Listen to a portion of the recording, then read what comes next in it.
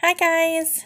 How are you? I missed you all. I spent part of my day sewing a mask for the hospital. So I just wanted to pose a question or ask you guys a question. With you being at home right now, how can you help your community? How can you help your family? How can you help your mom and dad or your sister or brother? Can you help pick up the house? Can you smile and make them have a better day? That's just something I wanted to ask you guys tonight. We're going to read chapters 5, 6, 7, and 8 tonight because they're super short. So let's get started. Chapter 5, What Furlough Saw. The Princess P looked down at Despereaux. She smiled at him, and while her father played another song, a song about the deep purple falling over sleepy garden walls, the princess reached out and touched the top of the mouse's head. Despereaux stared up at her in wonder. The P, he decided, looked just like the picture of the fair maiden in the book in the library. The princess smiled at Despereaux again, and this time Despereaux smiled back. And then something incredible happened. The mouse fell in love.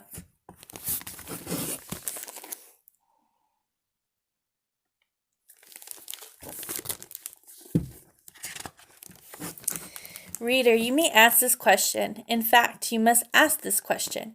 Is it ridiculous for a very small, sickly, big-eared mouse to fall in love with a beautiful human princess named P? The answer is yes. Of course it's ridiculous. Love is ridiculous, but love is also wonderful and powerful, and Despereaux's love for the Princess P would prove, in time, to be all of these things: powerful, wonderful, and ridiculous. "You're so sweet," said Princess to Despereaux. "You're so tiny." As Despereaux looked up at her adoringly, Furlough happened to scurry past the princess's room, moving his head from left to right, right to left, back and forth.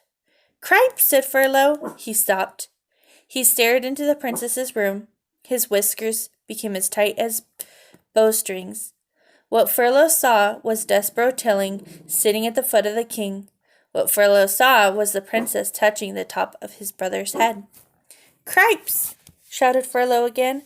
"Oh, Cripes! He's nuts. He's a goner." And executing a classic scurry, Furlough went off to tell his father, Lester Tilling, the terrible, unbelievable news of what he had just seen. Chapter 6. This drum. "He simply cannot be my son," Lester said. He clutched his whiskers with his front paws and shook his head from side to side in despair. "Of course he is your son," said Antoinette. "What do you mean he's not your son? This is ridiculous. Why must you always make this ridiculous statement?" "You," said Lester. "This is your fault. The French blood in him makes him crazy." "What?" said Antoinette. "Me? Why must it always be I who takes the blame? If your son is such the disappointment, it is as much your fault as is mine." "Something must be done," said Lester. He pulled on a whisker so hard that it came loose. He waved the whisker over his head. He pointed it at his wife. "He will be the end of us all," he shouted. "Sitting at the foot of a human king? Unbelievable! Unthinkable!" "Oh, so dramatic," said Antoinette. She held out one paw and studied her painted nails. "He's a small mouse. How much of harm can he do?" "If there is one thing I have learned in this world," said Lester, "it is that mice must act like mice, or else there will be bounds of trouble. I will call a special meeting of the Mouse Council. Together we will decide what must be done." "Oh, Antoinette," said Antoinette, "you and this council of the mice. It is a waste of time, in my opinion." "Don't you understand?" shouted Lester. "He must be punished. He must be brought up before the tribunal." He pushed past her and dug furiously through a pile of paper scraps until he uncovered a thimble with a piece of leather scratched across it, open-ended. "Oh, please," said Antoinette. She covered her ears. "Not this drum of the Council of the Mice." "Yes," said Lester, "the drum." He held it up high above his head, first to the north, then to the south, then to the east, and then to the west. He lowered it and turned his back to his wife and closed his eyes and took a deep breath and began to beat the drum slowly. One long beat with his tail, two staccato beats with his paw. Boom ta-ta, boom ta-ta, boom ta-ta. The rhythm of the drum was a signal for the members of the Mouse Council. Boom ta-ta, boom ta-ta. The beating of the drum let them know that an important decision would have to be made, one that affected the safety and well-being of the entire mouse community. Chapter 7. A Mouse in Love.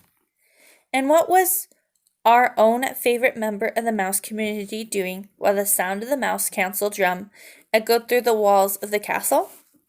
Reader, I must report that Furlough had not seen the worst of it. Despereaux sat with the princess and the king and listened to song after song. At one point, gently, oh so gently, the pea picked up the mouse in her hand. She cupped him in her palm and scratched his oversized ears. "You have lovely ears," said Pea. "They are like small pieces of velvet." Despereaux thought he might faint with the pleasure of someone referring to his ears as small and lovely. He laid his tail against the Pea's wrist to steady himself, and he felt the princess's pulse, the pounding of her heart, and his own heart immediately took up the rhythm of hers. "Papa," said Pea, when the music was over, "I'm going to keep this mouse. We are going to be great friends." The king looked at Despereaux, cupped in his daughter's hands. He narrowed his eyes. "A mouse," he muttered. "A rodent?" "What?" said Pea. "Put it down," the king commanded. "No," said Pea, who was a person not at all used to being told what to do. "I mean, why should I?" "Because I told you to." "But why?" protested Pea. "Because it's a mouse." "I know. I'm the one who told you he was a mouse." "I wasn't thinking," said the king. "Thinking of what?" "Your mother, the queen." "My mother," said Pea sadly. "Mice are rodents," said the king. He adjusted his crown. "They are related to rats. You know how we feel about rats. You know of our own dark history with rats." The Pea shuddered. "But Papa," she said, "he's not a rat. He's a mouse. There is a difference." "Royalty," the king said, "has many responsibilities, and one of them is not becoming involved personally with even the distant relatives of one's enemies. Put him down, Pea." The princess put Despereaux down. "Good girl," said the king, and he looked at Despereaux. "Scat," he said. Despereaux, however, did not scat. He sat and stared up at the princess. The king stamped his foot. "Scat!" he shouted. "Papa," said the princess, "please don't be mean to him." And she began to weep. Despereaux, seeing her tears, broke the last of the great ancient rules of mice. He spoke to humans. "Please," said Despereaux, "don't cry." He held out his handkerchief to the princess. The princess sniffed and leaned down close to him. "Do not speak to her," thundered the king. Despereaux dropped his handkerchief. He backed away from the king. "Rodents do not speak to princesses. We will not have this becoming a topsy-turvy, wrong-headed world. There are rules. Scat, get lost before my common sense returns and I have you killed."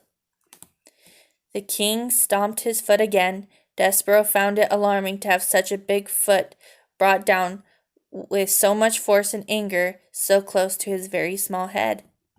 He ran towards the hole in the wall, but he turned before he entered it. He turned and shouted to the princess, "My name is Despereaux." "Despereaux?" she said. "I honor you," shouted Despereaux. "I honor you" was the what the knight said to the fair maiden in the story that Despereaux read every day in the book in the library. Despereaux had muttered the phrase often to himself, but he had never before this evening had an occasion to use it. "Get out of here!" shouted the king, stomping his foot. Harder and then harder still, so it seemed as if the whole castle, the very world, was shaking. "Rodents know nothing of honor." Despereaux ran into the hole, and from there he looked out at the princess. She had picked up his handkerchief, and she was looking at him, right directly into his soul. "Despereaux," she said. He saw his name on her lips. "I honor you," whispered Despereaux. "I honor you." He put his paw over his heart. He bowed so low that his whiskers touched the floor. He was, alas, a mouse deeply in love. Chapter 8. To the Rats. The Mouse Council, 13 honored mice, and one most very honored head mouse, headed the call of Leicester's drum, and gathered in a small, secret hole off King Philip's throne room. The 14 mice sat around a piece of wood, balanced on spools of thread, and listened in horror while Despereaux's father related the story of what Furlough had seen. "At the foot of the king," said Leicester. "Her finger right on top of his head," said Leicester. He was looking up at her, and it was not in fear. The Mouse Council listened with their mouths opened. They listened with their whiskers dropping and their ears flat against their heads. They listened in dismay and outrage and fear. When Leicester finished, there was a silence that was deep. "Something," said the very most honored head mouse, "is wrong with your son. He is not well. This goes beyond his fear. This goes beyond his fevers, beyond his large ears and his lack of growth. He is deeply disturbed. His behavior endangers us all. Humans cannot be trusted. We know this to be an indisputable fact. A mouse who consorts with humans, a mouse who would sit right at the foot of a human, a mouse who would allow a human to touch him," and here the entire Mouse Council indulged in a shiver of disgust. "Cannot be trusted. That is the way of the world, our world. Fellow mice, it is my most fervent hope that Despereaux has not spoken to those humans, but obviously we can assume nothing, and this is a time to act, not wonder." Leicester nodded his head in agreement, and the 12 other members of the Mouse Council nodded their heads too. "We have no choice," said the head mouse. "He must go to the dungeon." He pounded his fist paw on the table. "He must go to the rats. Immediately. Members of the council, I will now ask you to vote. Those in favor of Despereaux being sent to the dungeon, say aye." There was a choir of sad ayes. Those opposed, say nay. Silence reigned in the room. The only noise came from Leicester. He was crying, and 13 mice, ashamed for Leicester, looked away. Reader, you can imagine your own father not voting against your being sent to the dungeon full of rats. Can you imagine him not saying one word in your defense? Despereaux's father wept, and the very most high-honored head mouse beat his paw against the table again and said, "Despereaux Tilling will appear before the mouse community. He will hear of his sins. He will be given a chance to deny them. If he does not deny them, he will be allowed to renounce them so that he may go to the dungeon with a pure heart. Despereaux Tilling is hereby called to sit with the Mouse Council." At last, Leicester had the decency to weep at his act of perfidy. Reader, do you know what perfidy means? I have a feeling you do, based on this little scene that has just unfolded here. But you should look up the word in your dictionary, just to be sure. So tomorrow I'll read you at least chapter 9 and 10, and then we'll go from there.